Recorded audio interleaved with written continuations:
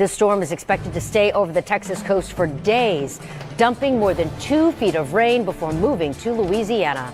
The monster storm visible from space. 10 million people under watches and warnings, many urged to evacuate. You look at this storm track and you look at the radar, it just has sat here. And I've never seen anything like this. I've covered every major hurricane since 1988, since the mid-'80s actually. I've seen storms stall before, but one of this size and scope, stalling for this long, dumping this much water, it is truly unprecedented. When Hurricane Harvey made landfall, it wreaked havoc in the lives of many people. And yet in the midst of this tragedy, we saw something of unique narrative begin to emerge. In a nation where there had been constant daily bombardment on the media of division, racial tension, political polarization, division, a new narrative was emerging as people began to watch neighbors helping neighbors. Real church, black, white, brown, red, and yellow, helping one another. It didn't matter what their denomination, it didn't matter what their race or their political persuasion. It was people helping people.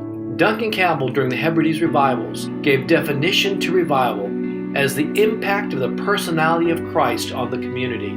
In that context, out of this most tragic and difficult of circumstances, we have been in revival. There is hope after the storms because of ordinary people who became heroes across the Gulf Coast region and beyond by being tangible expressions of God's love. Often in the midst of their own need, these heroes crossed racial, denominational, ideological, and other lines to rescue, give, shelter, feed, comfort, aid, and lend a hand to rebuild lives and restore hope.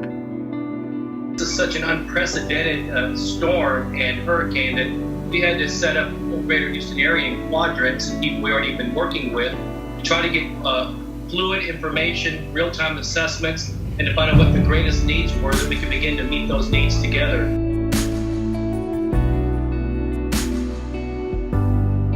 Somebody Cares bears, backpacks, and school supplies comforted children whose world was turned upside down.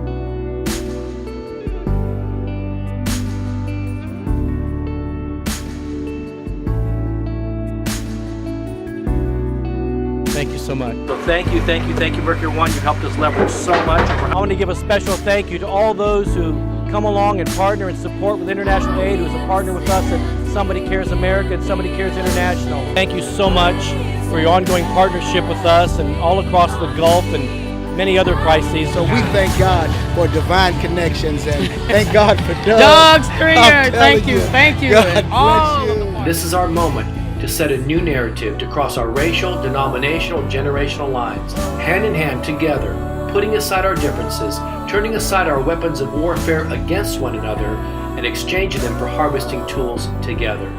This is our moment to establish a new narrative for the world to see that Jesus Christ is Lord.